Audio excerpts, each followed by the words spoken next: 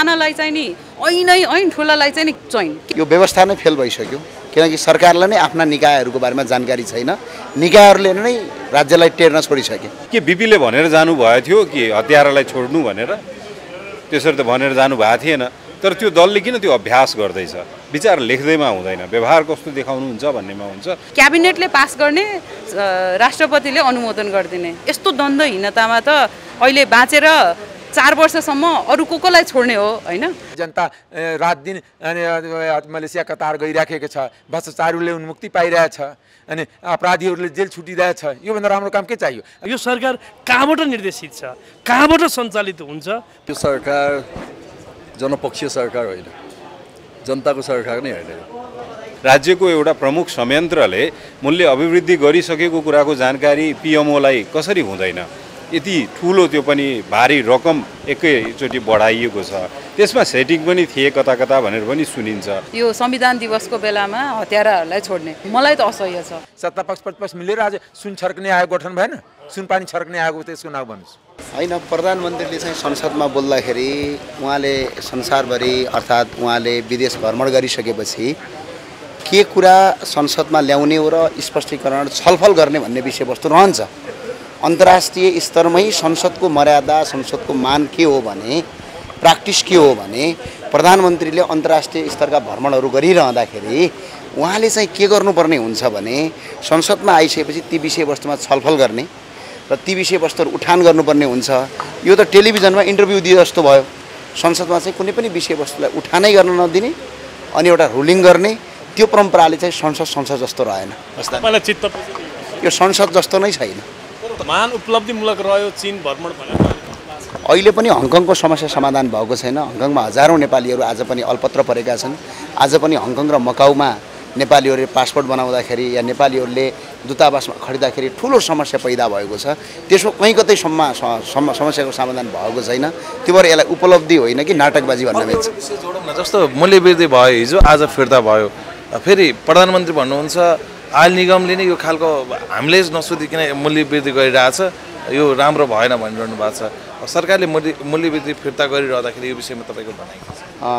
यो व्यवस्था नै फेल भइसक्यो किनकि सरकारलाई नै आफ्ना निकायहरूको बारेमा जानकारी छैन, निकायहरूले नै राज्यलाई टेर्न छोडिसके।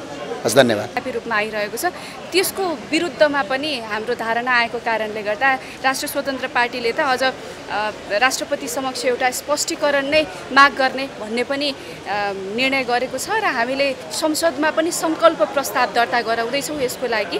त्यसैले यिनै कुराहरू भन्नको लागि चाहिँ हाम्रो विरोध हो। धन्यवाद। बाँकी अब साथीहरू यो संविधान के को लागि बनाइएको, किन बनाइएको, राजनीतिक परिवर्तन, समाजमा फरक अभ्यासहरूको लागि बनाइएको। संविधान दिवस कसरी मनाइन्छ अरू देशतिर, विभिन्न जनताहरूले, विभिन्न पुस्ताहरूले संविधानको ओनरसिप कसरी लिन्छ भनेर विभिन्न कार्यक्रमहरू बनाउनु पर्ने। यहाँ त एक दुई ठाउँ भोज भतेर गरेर अनि आफ्नो आफ्नो कार्यकर्ताहरूलाई जतिकै जघन्य अपराध भए तापनि छुटकारा दिएर यो संविधान दिवस मनाउन थालियो। यसले संविधानप्रतिको एउटा ओनरसिप घटाउँछ र संविधानप्रति सम्मान पनि घटाउँछ। त्यसैले गर्दा हामी अनुरोध गर्न चाहन्छौँ सम्बन्धित यो छुटकारा दिने र घोषणा गर्ने सम्बन्धित निकायलाई, जिम्मेवारी पदमा रहनुभएको व्यक्तिहरूलाई हामीलाई विभिन्न फोरममा सोधिन्छ तपाईँहरूको दलको विचार के हो, तर हामी भन्छौँ विचार लेखेर मात्र हुँदैन, व्यवहार पनि अभ्यास पनि गर्नुपर्छ। के बिपीले भनेर जानुभएको थियो कि हतियारालाई छोड्नु भनेर? त्यसरी त भनेर जानु भएको थिएन। तर त्यो दलले किन त्यो अभ्यास गर्दैछ? विचार लेख्दैमा हुँदैन, व्यवहार कस्तो देखाउनुहुन्छ भन्नेमा हुन्छ र त्यो व्यवहारले भविष्य कस्तो हुन्छ भन्ने कुराको सङ्केत दिन्छ। हामी त्यो बुझ्न सक्छौँ। र आज अर्को राज्यको कमजोर पक्ष पनि हामीले देख्यौँ कि प्रधानमन्त्रीले भन्नुभयो कि म आएँ तर मलाई जानकारी थिएन मूल्यवृद्धि भइसकेको भनेर। राज्यको एउटा प्रमुख संयन्त्रले मूल्य अभिवृद्धि गरिसकेको कुराको जानकारी पिएमओलाई कसरी हुँदैन? यति ठुलो त्यो पनि भारी रकम एकैचोटि बढाइएको छ, त्यसमा सेटिङ पनि थिए कता कता भनेर पनि सुनिन्छ। व्यापारिक लाभहरू दिनको लागि, लिनको लागि केही साँठगाँठ पनि भएको थियो अरे, त्यो पनि सुनिन्छ। तर पिएमओलाई कसरी थाहा हुँदैन यति ठुलो र त्यो पनि चाडपर्वको पूर्व सन्ध्यामा भएको मूल्यवृद्धि अभिवृद्धि बारे जानकारी थिएन भन्ने कुरा एउटा जिम्मेवार पक्षको त्यो निरीहतापूर्ण स्टेटमेन्ट, यो दुईवटा कुरा आज हामीले नोटिस गरेका छौँ। धन्यवाद। तपाईहरु पत्रकार मात्र हैन, नेपालीहरुलाई पनि असह्य हुनु मलाई त असह्य छ यो संविधान दिवसको बेलामा हत्याराहरूलाई छोड्ने। फेरि कस्तो चाहिँ छ भन्दाखेरि हामीले यदि हाम्रो जेलमा साँच्चै कतिजना चाहिँ निर्दोषहरू फसिरहेका छौँ भन्दाखेरि लालबहादुर विकको केसमा हामीले देखिसक्यौँ। अनि त्यस्तो मान्छेहरूलाई चाहिँ खास दिनुपर्ने उन्मुक्ति, अनि दिन्छ कसलाई? हत्याराहरूलाई, ताकि अर्कोचोटि पार्टीको लागि हतियार उठाउनु पायो भने मान्छे रेडी भएर त्यस्तो काम गर्ने। त्यस्तो अनि मिसन 84 उनीहरूको कस्तो हुन्छ? अहिले 4 वर्ष छन्, यति वर्ष छन्, यसमा राम्रो निर्णय गरेर देखाउन। यो साँच्चै नै हो कि सानालाई चाहिँ नि ऐन ठुलालाई चाहिँ नि केही मतलबै नभएको यस्तो द्वन्द्वहीनता। यो कस्तो भन्दाखेरि क्याबिनेटले पास गर्ने, राष्ट्रपतिले अनुमोदन गरिदिने, यस्तो द्वन्द्वहीनतामा त अहिले बाँचेर 4 वर्षसम्म अरू कोलाई छोड्ने हो होइन? त्यसकारण चाहिँ नि एकदम क्लियर छ, हामीले यसको विरोध गर्छौँ। हामीले विरोध गरेर हाम्रो सङ्ख्या नपुगेकोले रुल अफ ल हुनुपर्छ भनेर काम गर्दाखेरि पनि हाम्रो आवाज पुगेको छैन। त्यसकारण मिसन 84 त हाम्रै हो होइन? मिसन 84 होइन, एकजना सबै यति धेरै राजनीतिक पार्टीले विभिन्न आस्थामा काममा देखाउनु पर्यो के? काममा रुल अफ ल आएको छ, काममा यो भन्दाखेरि राम्रो मिठो बोल्ने त सबै बोल्छन्, काममा कस्तो छन् के? कस्तो प्रेसिडेन्ट, कस्तो नजिर स्थापित गरिरहेछन् भन्दाखेरि यो ठुलो पार्टी अथवा सिट पुगेको पार्टीले रबर स्ट्याम्पको रूपमा प्रयोग गरेर सरकार बनाउँछ, अनि सरकार बनाइसकेपछि यस्तै हत्याराहरूलाई एकपछि अर्को छोड्छन्। त्यसकारण त्यो स्टेटस चाहिँ एकदम जायज छ र विचार एकदम सोच्नु पनि परिसक्यो के? सो त्यही नै हो। तपाईँहरूको मात्र अभियान थियो, अन्य दलले पनि यही अभियान ल्याउन थाले भन्ने हो? होइन, मिसन 84 कुर्नै पर्दैन के? उहाँहरूसँग अलरेडी बहुमत छ। राम्रो काम गर्नु मात्रै भनेको, राम्रो काम गर्नु। उहाँहरू राम्रो काम गयो भने म पनि आफ्नो काममा फर्किन्छु, सबैजना आफ्नो काममा फर्काउँ के? तर देशलाई अहित हुने काम चाहिँ नगरौँ। यो हत्याराहरूलाई छोड्ने, अनि ठ्याक्क मलाई केही थाहा थिएन, म त आएँ, मलाई केही थाहा थिएन भनेर अनि विरोध गर्न थालेपछि ल हामीले फिर्ता ल्याउँ भन्ने एकदमै यो नाटकीय शैली भयो, एकदमै नाटकीय शैली भयो। प्रधानमन्त्रीलाई थाहा हुँदैन यति रुपियाँ बढाउन लाग्छ भनेर, त्यो गफ दिएर हुन्छ। अनि विरोध भयो भने कसैले विरोध नगरेको भए आनन्दले बस्नुहुन्थ्यो। हाम्रो पार्टी सभापतिले बिहानदेखि विरोध गर्नुभयो, त्यसपछि फिर्ता लिनुभयो, अनि विरोध नगरे भए त यही अनुसार जाने रहेछ नि त होइन? उहाँहरूले विरोध गरेको कारणले गर्दा त्यो त मलाई थाहा भएन होइन? तर यो बहुमत भएको सरकारले मूल्य वृद्धि गर्छ भने त्यसको प्रतिपक्षले त विद्रोह गर्नै पर्यो नि होइन? थाहा छैन भन्ने कुरा हो नि त। हो, प्रधानमन्त्रीले त त्यही भन्नुभयो त, प्रधानमन्त्रीको रोस्टमबाटको सुन्नुहोस् त, मलाई थाहा नै थिएन भन्नुभयो। त्यस्तो नि हुन्छ? आफ्नो टिममा त्यस्तो कन्ट्रोल पनि छैन। देशको लागि के गर्ने? म पटक भन्छु कि साझा न्यूनतम कार्यक्रम हामीले तय गर्ने भनेको, हामीले काम गर्ने तरिका भनेको साझा न्यूनतम कार्यक्रमबाट। त्यो कहाँ गयो के? त्यो भाटसँग मुसेर खाएर सकाइसँग भयो जस्तो।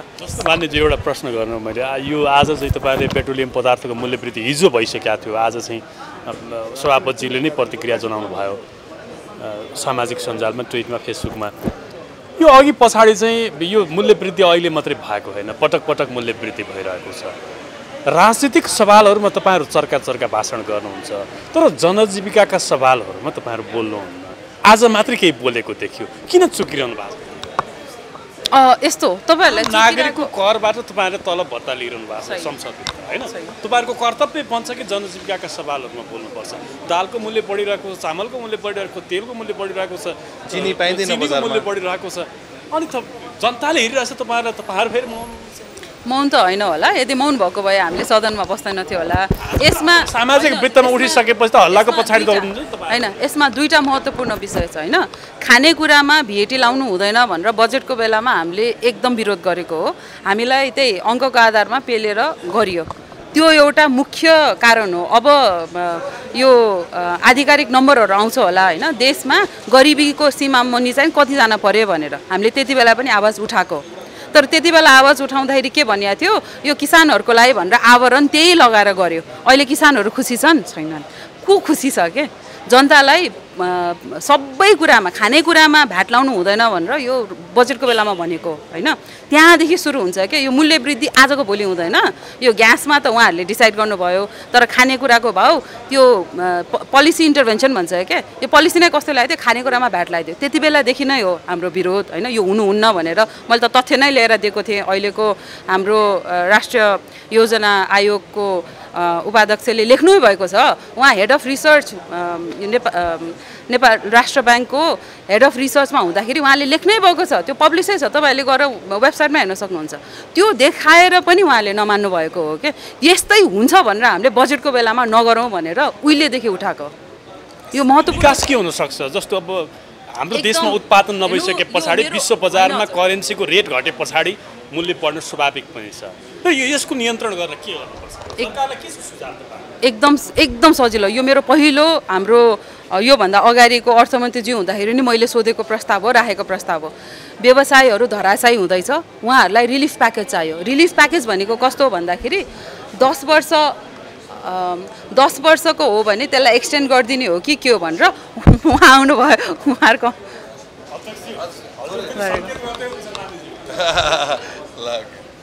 सरी सो यसमा एकदम क्लियर छ है। नम्बर 1 चाहिँ नि रिलिफ प्याकेज ल्याउनु पर्यो। रिलिफ प्याकेजमा क्लियरली उत्पादन बढाउने काम गरिराखेको उनीहरूलाई दिनु पर्यो होइन। अनि त्यसपछि दोस्रो चाहिँ नि गरिबी मुनि रहेकाहरूलाई टार्गेटेड रिलिफ दिनु पर्यो के, जे पनि ब्ल्याङ्केट गरेर हुँदैन, टार्गेटेड रिलिफ दिनु पर्यो। त्यसको लागि क्यास ट्रान्सफर हुन्छ, इनकाइन्ड ट्रान्सफर हुन्छ। त्यसरी चाहिँ नि मजाले जनताको टेक केयर गर्न सकिन्छ है। हस्, हामीले चाइनाको जानु अगाडि पनि सुझाव दिएका थियौँ त। यो 3वटा अब हामी एलसिडीबाट ग्रेजुएट हुन थालेका छौँ होइन, त्यसकारण WTO अप्रुभड यहाँ ल्याबहरू राख्नुहोस्, त्यो खाद्यमा पनि राखेका छौँ, नीति पनि छ, राख्नुहोस्। त्यो राख्यो भने हाम्रो सामानहरू चाइनामा हामी एक्सपोर्ट गर्छौँ, भियतनाममा हामी एक्सपोर्ट गर्छौँ। अहिले त भियतनाममा गएर यस्तो के भन्छ क्यारम बोर्ड खेला जस्तो गरेर भइरहेछ। सुझावै दिन गएको हो, यहाँ सभामुखलाई पनि लिखितमै सुझाव दिएको। हामीले वृद्धि भएको तलब सुविधा दिन नसकिरहेको बेलामा स्वास्थ्यकर्मीहरूलाई यताउतिलाई हामीले चाहिँ नि अब अस्ति पनि मन्त्रालयले तारे होटलमा गर्यो, नगरौँ, तपाईँले निर्देशन दिनु भनेर मैले सुझावै लिखित रूपमै दिएको हो होइन। अब त्यो कहाँ गयो, डस्टबिनको टोकरीमा गयो कि कहाँ गयो थाहा भएन, तर हामीले दिनुपर्ने, हामीले प्रतिपक्ष रचनात्मक प्रतिपक्षको भूमिका चाहिँ निभाइरहेछौँ है। हस्, कसै पनि आयो मान्यज्यू होइन। लगत्तै अब तेलको मूल्य बढाएको छ, तेलको त घट्छ भन्ने आश्वासन दिनुभएको छ प्रधानमन्त्रीज्यूले, निर्देशन दिइसके भन्नुभयो। तर अन्य खाद्य पदार्थको मूल्य चाहिँ आकाशिएको छ।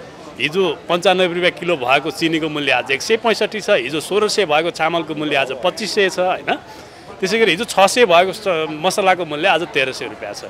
अब यस्तो अवस्थामा नेतालाई त गाह्रो नहुने भयो यो दसैँ मनाउन, आम सर्वसाधारणले कसरी मनाउने? पहिलो कुरा त यो सरकार जनपक्षीय सरकार होइन, जनताको सरकार नै होइन। त्यसले गर्दा जनतालाई के पिरमार्ग परेको छ, तपाईँहरू पत्रकारलाई के पिरमार्ग परेको छ भनेर यो सरकारले हेर्दैन। यो सरकारले ठुला ठालु व्यापारीहरू अनि कमिसनखोरहरू अनि तपाईँको त्यो दलालहरू तिनीहरूको पक्षमा काम गर्छ, जसले गर्दा झन्डै 35,000 मेट्रिक टन जति पेट्रोलियम पदार्थ भण्डारण गर्ने क्षमता आज छ। अनि कति दिनदेखि ल्याएर भण्डारण गर्ने, व्यापारीलाई पनि पठाउने अनि अचानक मूल्य वृद्धि गर्ने। त्यसले गर्दा व्यापारीहरूलाई मालामाल रातारात होइन त्यो ढङ्गले मूल्य वृद्धि भइरहेको छ। ग्यासमा, पेट्रोलियम, यो सबै सेटिङमा भइरहेको छ। एक अर्को चाहिँ के छ भने आयल निगममा जसरी कारोबार भइरहेको छ त्यो पारदर्शी छैन। आयल निगम एक मात्र एकाधिकारवादी संस्था हो। त्यो एकाधिकार उसले आफै पेट्रोलियम पदार्थको आयात गर्ने, आफै बिक्री गर्ने, ल्याउने पनि आफै, बिक्री गर्ने पनि आफै, नियमन गर्ने पनि आफै। यो हुँदैन। त्यस कारणले आयल निगममाथि नियमन हुनुपर्छ। आयल निगममा चाहिँ बोनस बाँड्ने होइन, आयल निगम घाटामा छ भन्ने बोनस बाँड्ने होइन, अनि कर्मचारीको तलब पनि म्याक्सिमम बढाउने, सेवा सुविधा बढाउने, अनि आयल निगमको टिपो राख्ने भनेर जग्गा किन्दा करोडौँ अरबौँको जग्गामा हिनामिना गर्ने, यी तमाम जो आयल निगमहरूभित्र भइरहेको छ त्यसको नियमन हुनुपर्छ। नियमन नभइकन यो ढङ्गले अगाडि जान सकिँदैन। त्यसैले पहिलो कुरा त पेट्रोलियम पदार्थको सहज उपलब्धता हुनुपर्ने कुरालाई हामीले जोड दिनुपर्छ र अहिले अस्थायी रूपमा सरकारले जो मूल्य वृद्धि अहिलेलाई स्थगित गर्ने भनेको छ त्यो ठिकै छ, तर दसैँको मुखमा, दसैँ तिहार छठ आदि इत्यादिको मुखमा सरकारले के गर्न खोजेको भन्ने त नियत त प्रष्ट भयो नि हैन। 2-4 घण्टामा 24 घण्टामा चाहिँ नि जनस्तरबाट आएको व्यापक दबावबाट अहिले स्थगित गर्यो हैन, त्यो त नियतमा खोड छ। त्यसैले यस्तो निर्णयलाई समर्थन गर्न सकिँदैन, भण्डाफोड गर्नुपर्छ। मानिजू नमस्कार। हजुर धेरै धन्यवाद छ, नमस्कार छ। अब दसैँ आयो, चामलको मूल्य बढ्यो, मसलाको मूल्य बढ्यो, तेलको मूल्य, खाने तेलको मूल्य बढ्यो, सारा कुरा बढेको छ, मासुको मूल्य बढेको छ, अब ग्यासको बढेको छ। यो अवस्थाको बिचमा पेट्रोलियम पदार्थको मूल्य चाहिँ मैले घटाउन निर्देशन दिएको छु भनेर प्रधानमन्त्रीले भन्नुभएको छ। अब जनताको आवाज बोल्ने भनेको प्रमुख प्रतिपक्षलाई पनि मूल्य वृद्धिले खासै के असर नगरेको हो कि भन्ने पनि देखियो। हुन त अब नेतालाई मात्रै जनतालाई मात्रै यसले असर गर्ने हो, नेतालाई गर्दैन के हो बताउनुहोस् त? यो सबैलाई असर गर्छ। जुन प्रकारले मूल्य वृद्धि भयो, सरकारले फिर्ता लिएको घोषणा गर्यो, सरकारले यति नाजायज काम गर्यो, जनताको चुलो बल्ने अधिकारको सुनिश्चितताको लागि सरकारले काम गर्नु पर्थ्यो। आज दैनन्दिन सामान्य मजदुरी गरेर बाँच्ने कोही पनि नागरिकले चुलो बल्ने अवस्था निर्माण भएको छैन। योभन्दा ठुलो दुर्दशा केही हुँदैन। यो सरकार जनजीविकाको पक्षमा काम गर्न सक्ने कुनै सामर्थ्य राख्न सकेन। देशमा महँगी बढेको छ, देशमा चाहिँ तस्करी बढेको छ, अवैध धन्दा बढेको छ, कालो बजारी बढेको छ, दिन प्रतिदिन चाहिँ शान्ति सुरक्षा कमजोर भएको छ। सरकारको उपस्थिति कुनै पनि ठाउँमा देखिन। योभन्दा नालायक सरकार नेपालको इतिहासमा पहिलोपटक हामी अनुभूति गर्दैछौँ। योभन्दा बढी नालायक सरकार, यो सरकारका कारणले कुनै आशा अपेक्षा विश्वास भरोसा यो समाजमा आउन सकेन, जस कारणले गर्दा प्रत्येक दिन 22 युवाहरू देश छोड्ने अवस्था बन्यो। मानिसहरू आत्महत्याको दर वृद्धि भइरहेको छ। कुशासन छ, सुशासनको काहीँ तपाईँ कुनै अंश पाउनुहुन्न। दिनदहाडे मानिसहरूलाई हत्या गर्नेहरूलाई कानुनको चाहिँ शासनलाई खिल्ली उडाउँदै, संविधान र कानुनलाई खिल्ली उडाउँदै, राष्ट्रपतिको तोकादेश लगाउँदै रिहाई गर्ने काम, आम माफी दिने काम सरकारको माध्यमबाट भइरहेको छ। सरकारको उपस्थितिबाट, सरकारको प्रोटेक्सनबाट यो देशमा साम्प्रदायिक दङ्गाहरू, साम्प्रदायिक हिंसाहरू बढ्न थालेको छ। धार्मिक सहिष्णुतामा हलबलिएको अवस्था छ। सरकारका प्रधानमन्त्री स्वयं यो झरी गएपछि 1 लाखभन्दा बढी जनताहरू सडकमा उठाएर ल्याएर आन्दोलन गर्छु भन्छ। यो हालको व्यथितिबाट देश अगाडि बढ्यो। एउटै कारण के हो भने नालायक सरकार भएका कारणले गर्दा हो। यो उत्तरदायी सरकार बन्न सकेन, संसदप्रति उत्तरदायी सरकार बन्न सकेन। यो सरकार कहाँबाट निर्देशित छ, कहाँबाट सञ्चालित हुन्छ भइरहेको छ। हामी पनि एउटा अचम्म परेका छौँ। त्यसकारण एक शब्दमा फेरि पनि भन्न चाहन्छु, यो सरकारको निरन्तरता जति लामो हुन्छ त्यति यो देशले दुःख पाउँछ। हामी नेपाली जनताहरूले दुःख पाउँछौँ, महँगी भोग्नुपर्छ। यस प्रकारको असहजता, अस्थिरता, द्वन्द्व यो प्रकारको झेल्न पर्ने अझ लामो देखिने स्थिति छ। यो सरकार प्रतिपक्षले अब यो जलहरीको प्रकरण आयो भने संसद नै अवरुद्ध गरिदिने, राजनीतिक मुद्दा आयो भने उस्तै प्रकारको चाहिँ त्यही अभिव्यक्ति दिने, प्रस्तुति दिने। तर जनजीविकाको सवालमा किन बोलिरहेको छैन? जनताको ढाड सेकिएको छ। आम गरिब नागरिकले दसैँको मुखमा मिठो मसिनो खाउँला भन्ने जुन प्रचलन थियो त्यो पनि हराएर जाने भयो। हामीले हेर्नुहोस्, पटक पटक अहिले पनि तपाईँसँग यो कुरा जे गरिरहेका छौँ, सदनमा आज सामान्य प्रधानज्यूले अन्य विषयमा राख्छु भनिसकेपछि हामीले उहाँहरूको आग्रहलाई मान्यौँ। यी विषयहरू हामीले संसदबाट वा त्योभन्दा बाहिरबाट पनि उठाइरहेका छौँ। यति मात्र विषय होइन, हामी सबै पक्षहरूलाई जोरदार ढङ्गबाट उठाइरहेका छौँ। प्रमुख प्रतिपक्षले नउठाएको महँगी वृद्धि भयो, यसलाई नियन्त्रण गर भने तपाईहरु सदन किन गर्न भएन? होइन, हामी सदन अवरुद्धै तपाईँहरूले माग नगर्नु। सदन अवरुद्ध सरकारले गर्छ। यो सरकारको नियमित काम हो। कालोबजारी नियन्त्रण गर्ने काम सरकारको नियमित काम होइन। सरकार यसमा असफल छ, आवाज उठाउनु पर्दैन। यो सरकारको नियमित काम हो। सरकार किन गर्दैन भन्दा ऊ कमिसनमा आफै लाग्यो, तस्करीमा आफै लाग्यो, अवैध धन्दामा आफै लाग्यो, गैर कानुनी धन्दामा आफै लाग्यो भनेपछि यी सबैका कारणले गर्दा महँगी वृद्धि हुने हो। त्यस कारणले गर्दा सरकार, मैले भने यो सरकारबाट कुनै अपेक्षा गर्न सकिँदैन। तपाईँले जतिसुकै तपाईँले यो सरकारलाई दबाब दिनुहोस्, जतिसुकै प्रेसर गर्नुहोस्, जतिसुकै आग्रह गर्नुहोस्, तर यो सरकारलाई गैँडाको छाला जस्तो यताबाट चिमर्दा पनि उताबाट चिमर्दा पनि न आइया छ न आथो छ, चिर निन्द्रामा छ। त्यसकारण यो सरकार विस्थापन गर्नु नै आजको प्रमुख आवश्यकता हो। वास्तव यो देशको लागि त यो गैँडा र यो सरकारमा फरक छैन। चितवनको गैँडा र यो सरकारमा कुनै फरक छैन। जताबाट चिमटे पनि आइया आथो छैन। धन्यवाद, यति राखेँ। हस्, प्रधानमन्त्रीको चीन उहाँ एउटा पर्यटकको रूपमा जानुभयो, आउनुभयो, कुनै ठोस उहाँले कुनै उपलब्धि ल्याउनु भएको छैन, उपलब्धि गरेर आउनुभएको छैन। राष्ट्र हितको पक्षमा कुनै महत्त्वपूर्ण सहमति सम्झौता केही भएको छैन। उहाँ कैलाश पर्वत घुमेर आउनुभयो, मान सरोवरमा गएर ढुबुल्की मारेर आउनुभयो, उहाँले घुम्नुभयो, देख्नुभयो। हाम्रो प्रधानमन्त्रीज्यूले टुरिस्ट गाइडको रूपमा सुपुत्री गङ्गा दाहाललाई पनि लिएर जानु, उहाँले लानुभयो। अब त्यो के गर्नुभयो उहाँलाई अरू सोध्नुहोस्। तर देशको प्रधानमन्त्रीले राष्ट्र हितको पक्षमा जे सहमति गरेर आउनु पर्थ्यो। चाइना भ्रमण जाँदाखेरि चाइनाले केही समय अगाडि नेपालको नक्साको बारेमा उहाँको जे विषय थियो, चाइनाले जे उल्लेख गरेन, हाम्रो जमिनको बारेमा, हाम्रो नक्साको बारेमा यो देशको प्राइम मिनिस्टर चाइना छिमेकी देशको भ्रमण गर्दाखेरि उठाउनु पर्दैन विषय। काहीँ चुको चान्स सुन्नुभयो तपाईँ? त्यसकारण चाइनाले उहाँलाई मानव सरोवर कैलाश पर्वत घुमाउने व्यवस्था गरिदियो। खुसी हुनुभयो, आउनुभयो, उहाँको भाषण सुन्यौँ। तर एक शब्दमा भन्दाखेरि उहाँ एउटा पर्यटकका रूपमा जानुभयो, चाइनाको चिया खानुभयो, घुम्नुभयो, चिया खानुभयो, चाइनिज उहाँ चाहिँ मान सम्मानमा रहनुभयो, फर्किनुभयो।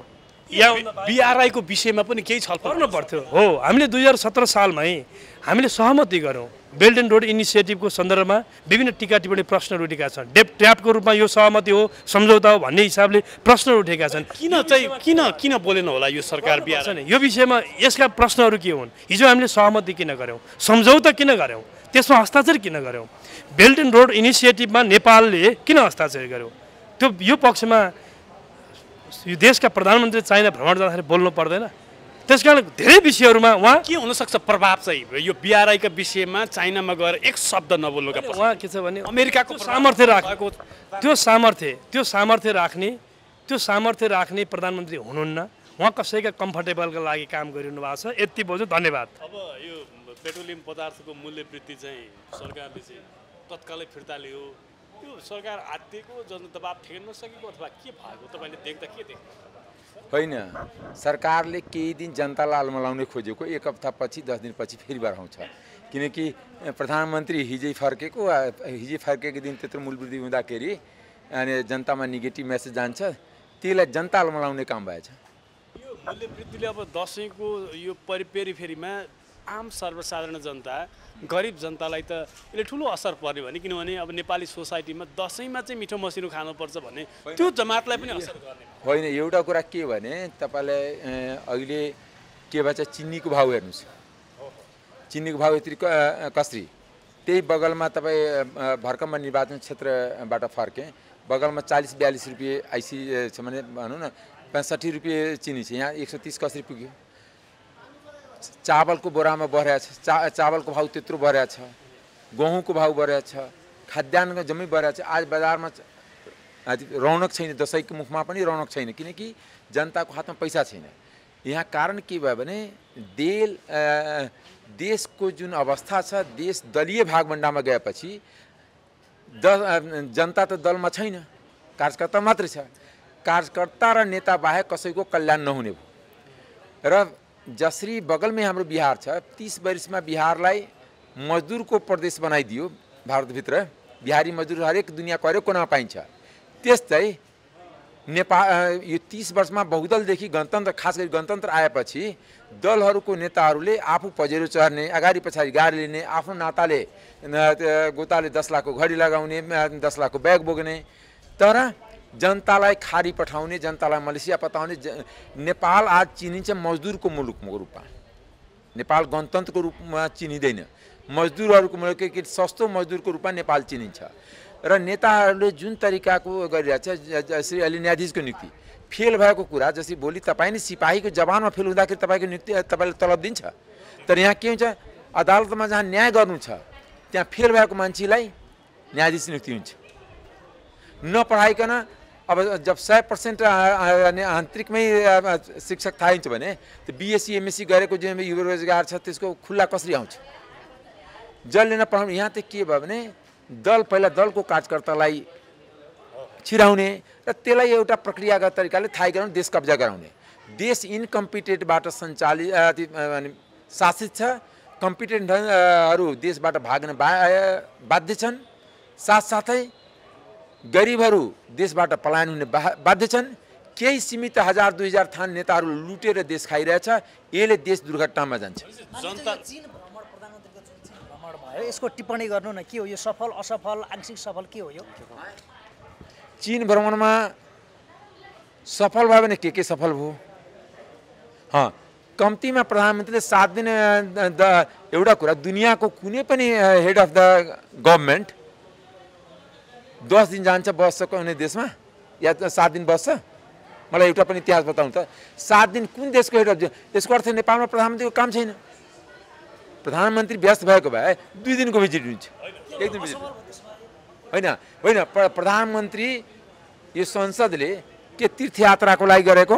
उहाँ मानव सरोवर जानु थियो, उहाँलाई नुहाउनु थियो। होइन, त्यही त भने त यदि तीर्थयात्रीको रूपमा थियो त तीर्थयात्रीको रूपमा त धेरै नेपाली दाजुभाइ घुमिराखेको छ नि, त्यसको लागि प्रधानमन्त्रीको आवश्यकता हुँदैन नि। के फाइदा मलाई बताइदिनु न। होइन जसरी प्रधानमन्त्री होइन, म तपाईँलाई बताउँछु हो, प्रधानमन्त्रीको फाइदा भयो, प्रधानमन्त्रीले आफूले आफ्नो छोरीलाई चिनाउन पाउनुभयो, देशलाई के फाइदा मलाई बताउनु न। परिचित गराउनु पनि कहीँ पनि, इभन जहाँ फर्स्ट लेडीको कन्सेप्ट छ त्यहाँ पनि बायोलेटरल मिटिङमा फर्स्ट लेडी राख्न मिल्छ? कुनै देशको राष्ट्रपति प्रधानमन्त्री टेबल टकमा आफ्नो श्रीमतीलाई सँगै राखेको हुन्छ या छोरीलाई राखेको हुन्छ? राख्दैन। यो जुन यहाँ त के भने अन्तर्राष्ट्रिय सम्बन्ध नबुझेको। उहाँ त अब गङ्गा दाल त पापा कि परी हो नि, उहाँलाई त सँगै दियो। त्यो त अब त्यसै कारणले एउटा कुरा, पापाका परी जसी पापाको पनि त राजकुमार थियो जसले गणतन्त्र लगाइदियो नि। आखिर पारसको त्यो कान नभएको भए गणतन्त्र आउँथ्यो त? पापाका परी हो चाहे पापाका युवराज हुन्, यिनीहरूको कारणले नै गणतन्त्र जाँदैछ, व्यवस्था जाँदैछ। यो टिक्दैन। अहिले भर्खरमा सामुजीलाई भने, म संसदमा पनि भनेको थिएँ कि यो संसदको हामी अन्तिम कार्यकाल हुन्छ। यो संसद एज इट इज अब अर्को 84मा चुनाव हुन्छ, 84सम्म यो संसद रहन्छ यो मलाई लाग्दैन। होइन, राजा आउँदैन, एनार्किकल हुन्छ। राजाको पनि त्यो पपुलारिटी छैन। एउटा राजा हटाएर फेरि अर्को राजा किन लाउने? अहिलेको पनि यो राजा नै हो। गङ्गा दाल चाहिँ स्वकीय सचिवको दोस्रो लिस्टमा हुनुहुन्छ होइन, प्रधानमन्त्रीको निजी सचिवको। त्यो मलाई थाहा छैन। अब उहाँलाई गार्ड अफ अनर चाहिँ फर्स्ट लेडीको चाहिँ उसमा चाहिँ सेनाले सलामी दिइरहेको छ, त्यो लिस्टमा उहाँ बस्नु होइन। यो कुरा के हो भने नेपालको ऐन कानुन संवैधानिक राज्यको खिल्ली उडाउने प्रयास हो। चाहे न्यायाधीशका नियुक्ति हुन्, चाहे यो शिक्षक गरेको सहमति हुन्, चाहे दिनका दिन डाक्टर कुट्ने कुरा हुन्। अब यहाँ त छाडा पनि तपाईँ दसैँ तिहार पछि हेर्नुहोला, देशको आर्थिक स्थिति एकदम खराब छ। प्रधानमन्त्री अर्थमन्त्री कता घुमिराखेको छ? यस्तो अवस्थामा, क्राइसिसको अवस्थामा, अर्थतन्त्र क्राइसिसमा छ, तर अर्थमन्त्री घुमिराखेको छ, मतलबै छैन। सुविधा चाहियो। एउटा कुरा, कुन नियम कानुनले पूर्व प्रधानमन्त्री 3-3वटा गाडी लिएर हिँड्छ? के पूर्व प्रधानमन्त्रीहरू स्कर्पियो चढ्यो भने के पाप लाग्थ्यो? पूर्व प्रधानमन्त्री छ भने वर्तमान पद के भयो? पूर्व प्रधानमन्त्री त यहाँ सांसद पनि छ नि, त्यहाँ सांसद हो कि पूर्व प्रधानमन्त्री हो? कुनैको पनि वर्तमान पद मानिन्छ। वर्तमानमा सांसद हो, पूर्व प्रधानमन्त्री होइन। पूर्व प्रधानमन्त्रीलाई अगुवा पछुवा चाहियो नि त, सुविधा किन चाहियो? किन चाहियो? यसलाई बताउनु न, कुन देशमा छ? कुनै अर्को देशको एउटा इक्जाम्पल बताउनु न। रबाफ देखाउनु पर्यो। म पूर्व होइन, रबाफ होइन, जनता लुट्ने काम। एउटा पूर्व प्रधानमन्त्रीमाथि 20 लाखभन्दा बढी खर्च भइरहेछ। 20 लाखमा कम्तीमा 10,000 को दरले दियो भने 200 परिवार चल्थ्यो। त्यस कारणले यो जुन 200 परिवार त एउटा पूर्व प्रधानमन्त्री, त्यस्ता पूर्व मन्त्री, पूर्व सभामुख, पूर्व पद कहीँ पनि दुनियाँमा छैन। नेपाल बाहेक दुनियाँमा पूर्व पद हुँदैन। तपाईँलाई रिस राग हो कि म सभामुख पनि भइन, अब पूर्व गृहमन्त्री पनि भइन, पूर्व प्रधानमन्त्री पनि भइन, पूर्व प्रधानमन्त्री पनि भइन, मेरो एउटा पिएसओ पनि छैन भने तपाईँलाई पीडा हो? होइन, एउटा कुरा के भने म जनताको नेता हो, मलाई कुनै पीडाबाट हुँदैन। पीडा छ, राष्ट्रको पीडा छ, जनताको पीडा छ। तपाईँ जनताको यही माइक त अलिक जनताको बिचमा गाउँ गाउँ घुमाइदिनु, जनताको कति पीडा छ। जनताको पीडाबाट हामी पीडित छौँ। मेरो आफ्नो पीडा कुनै छैन। म त जनप्रतिनिधि हो, मलाई कुनै रवाफ चाहिँदैन। जनताले हामीलाई दिइसकेका छ, आफ्नो प्रतिनिधि बनाइसकेका छ। तर जुन तरिकाले दलीय भागभण्डामा आज देश आज के भयो, यही सुन पानी छर्कनलाई यो आयोग बन्यो। आफ्नो भागभण्डाको त यसले के हुन्छ, यसले न्याय दिन्छ? भागभण्डाबाट देश सञ्चालन हुन थालेपछि देश आफै समाप्त हुन्छ। त्यसलाई बिगार्न केही पनि चाहिँदैन। त्यसलाई भगवान पशुपतिनाथले पनि बचाउँदैन। दसैँ मनाउनु तपाईँलाई चाहिँ समस्या छ, जनतालाई त ठुलो समस्या छ। होइन, म दसैँ मनाउँदिनँ। किन नमनाउनु? दसैँ भने त्यो के भने हाम्रो मधेसमा खसी काट्ने सिस्टमै छैन। अष्टमीको पूजा बलि दिने सिस्टम छ। त्यो बलि सिस्टममा म त्यति बलि प्रथालाई त्यति म राम्रो मान्दैन। कसैको बलि किन दिने र झन् उपवास गर्नुपर्ने, लुगा किन्ने जरुरी नै छैन। अब तपाईँ त लुगा भएको लुगा नि काटेर फ्याँक्ने भएको लुगा के लुगा निकाल्ने अवस्था छ, त्यो लुगा किन किन्नु पर्यो तपाईँ आफै बताउनु न। त्यस कारणले एउटा कुरा म तपाईँलाई के भन्छु भने मुलुक चाँडै दुर्घटनामा जान्छ। 6 महिना सालभर बढीमा चल्छ, किनकि अर्थतन्त्रको कारणले दुर्घटनामा जान्छ। र जति गलत मान्छे छ त्यसको वरिपरिबाट देश सञ्चालित छ। कहीँ आश गर्ने ठाउँ छ? फेल भएको न्यायाधीश के न्याय दिन्छ? न्याय दिन्छ? फेल भएको शिक्षा के न्याय शिक्षा पढाउँछन्? फेल भएको न्यायाधीशको पनि मनोबल घट्ला भनेर सरकारले इन्करेज ए ठिक छ नि। त्यसै गरी त डाँकाहरूको मनोबल घट्ला, त्यस कारणले डाँकाहरूलाई जुन कर्तव्य जानको मुद्दालाई छोड्छ नि राष्ट्रपतिले, त्यो ठिक भन्नुभयो। अपराधीहरूको मनोबल घट्नु हुँदैन अनि भ्रष्टाचारीहरूको मनोबल घट्नु हुँदैन। अनि सरकारले मनोबल बढाउनलाई नै त्यत्रो छ हो त। त्यही त, त्यसै कारणले यो सरकारमा अपराधीहरूको मनोबल घट्नु हुँदैन, भ्रष्टाचारीहरूको मनोबल घट्नु हुँदैन। त्यस कारणले पुलिसहरूको सरुवा हो। जो न्यायाधीशले गरे त्यसको सरुवा रुकुम हो। अहिले म कानुन मन्त्रीलाई भन्दै थिएँ, कानुन मन्त्री के हुन्छ भने धेरै बाहिर एउटा कुरा भन्छ, त्यति हिपोक्रेट मान्छे त नेपालैमा देखाएको थिएन। 3 करोड जनसङ्ख्यामा त्यति हिपोक्रेट भन्ने एउटा कुरा। म त आस्थाको राजनीति गर्छु। जो चलन पनि छ कि मरेको मान्छे नाउँमा पनि भोट खसाइदियो, स्वर्गलोकबाट पनि मान्छे उहाँकै क्षेत्रमा भोट खसाएको हो। हाम्रो क्षेत्रमा त खसाउँदैन। उहाँकै पालामा फेल भएको, उहाँकै पालामा जो न्यायाधीश के गर्यो, भ्रष्टाचारमा कारवाही गर्यो, थुनामा पठायो, त्यसलाई रुकुम पठाउने काम उहाँकै पालामा गयो। उहाँकै पालामा तपाईँलाई बताउँछु, यो कानुन मन्त्रालयकै सिफारिसमा जान्छ, कानुन र गृहको सिफारिसमा जान्छ यो अपराधीहरूलाई छोड्ने। निष्ठाको राजनीति गर्छु, त्याग र समर्पणको राजनीति। बीपीको समाजवाद होइन, बीपीको समाजवाद त उहाँको देख्यो नि कि जो प्रोफेसर जसले टिचरलाई कुट्छ त्यसलाई मुद्दा फिर्ता हुनुपर्छ। समाजवाद त उहाँको त्यहाँ बीपीको समाजवाद त त्यहाँ टुङ्गो लागेको छ नि। आखिर त्यो प्रेम चलाउने जुन टिचर थियो टियुको, त्यसलाई पिट्नेलाई त यही कानुन मन्त्रीले मुद्दा फिर्ता हुनुपर्छ भने प्रस्ताव गरेको होइन। त्यो त सर्वोच्च अदालतले कम्तीमा समयमा इन्टरभेन गरिदिएको। त्यस कारणले यो जुन प्रवृत्ति छ, यो प्रवृत्तिले सरकारको त जय जयकार छ कि जनता रात दिन अनि मलेसिया कतार गइराखेको छ, भ्रष्टाचारीहरूले उन्मुक्ति पाइरहेछ, अनि अपराधीहरूले जेल छुटिरहेछ। योभन्दा राम्रो काम के चाहियो? महँगाई दिन दुगुना रात चौगुना बढिरहेछ। अहिले शिक्षा स्वास्थ्य ध्वस्त भइरहेछ। तपाईँलाई म बताउँछु, बगलमा हाम्रो बिहार एउटा राज्य छ। त्यहाँ भारतभरिको सबै प्रदेशमा बिहार राज्य मजदुरको लागि चिनिन्छ। तपाईँ बेङ्गलोर गए पनि बिहारी मजदुर पाइन्छ, दिल्लीमा गए पनि पाइन्छ, इभन काठमाडौँमा पनि तरकारी फल बेच्ने धेरै बिहारी नै पाइन्छ। तमिलनाडुको मान्छे आउँदैन, पन्जाबी आउँदैन, महाराष्ट्रियन आउँदैन, गुजराती आउँदैन। त्यस्तै हाम्रो सरकार त यति राम्रो छ कि सम्पूर्ण नेपालीलाई मजदुर बनाउनमा एकदम लागि पर्नु, किन मजदुरहरूको पार्टी हो नि। म रात मेहनत गरेर सबै नेपालीलाई मजदुर बनाएर पठाएपछि केही थान 2-4-10 लाख जुन नेता कार्यकर्ता बसेर देश लुट्ने काममा एकदम सजग भएर अगाडि बढिराख्नु भएको छ। माओवादी नेता कार्यकर्ताहरूले के भन्छन् भने प्रचण्ड भनेको 3 करोड नेपालीको मनमुटु हो, धड्कन हो। त्यसै कारण त तपाईँले 32वटा सिट आएको नि होइन, नआएको भने त 275 सिट आउनु पर्थ्यो नि। नआएको भने 32 सिटमा किन झऱ्यो? त्यसको जवाब त्यसलाई सोधौँ न। मैले 84को त कल्पना गरेको छैन। 84 भन्दा पहिला दुर्घटना भन्छु त 84को कुरा म कसरी कल्पना गर्ने? देश दुर्घटनामा जान्छ। उहाँहरूले राजनीति गर्न लायक रहनुहुन्न, त्यसमा चिन्तै नगर्नुहोस्। जसले बढी खोक्दैछ नि 84 भन्दा पहिले 84 भन्दा पहिले देश दुर्घटनामा जान्छ। राष्ट्रिय कारणले पनि अन्तर्राष्ट्रिय कारणले। देशको अवस्था एज इट इज रहँदैन, संविधानको अवस्था एज इट इज रहँदैन, आर्थिक अवस्था एज इट इज रहँदैन। त्यस कारणले यो देश हात्ती आयो के भन्दैछ नि हजुर। अब त्यही त मिसन 84 बेलासँग त सोधौँ न, तर मैले बुझ्दाखेरि 84 को चुनावै हुँदैन त के को 84 मिसन 84 घटनाक्रमले ठोक गरेर भन्न सक्छु नि। घटनाक्रमले जुन घटनाक्रम भएर चाहिँ देशको आर्थिक अवस्था यो असोजमा पैसा छैन, अरौँ रुपियाँ नेतामाथि खर्च हुन्छ, चाहे प्रदेशको नेता होस्, चाहे केन्द्रको नेता होस्, चाहे नगरपालिका गाउँपालिकाको स्थानीय तहको होस्। जति यो देशमा जति गाडी र नेतामाथि गाडी र तेल र ड्राइभरमाथि खर्च भइरहेछ त्यतिले त हार्वर्ड जस्ता 2टा युनिभर्सिटी बन्थ्यो यो देशमा। 4 वर्ष तपाईहरुले राम्रोसँग देश चलाउनु, 84 मा हामी आउँछौँ। ठीक छ, अनि चलाउने त उहाँहरू पनि छ नि, सत्तापक्ष प्रतिपक्ष मिलेर चलाइरहेछ नि। सत्तापक्ष प्रतिपक्ष मिलेर आज सुन छर्कने आयोग गठन भएन, सुन पानी छर्कने आयोग त्यसको नाम भन्नुहोस्।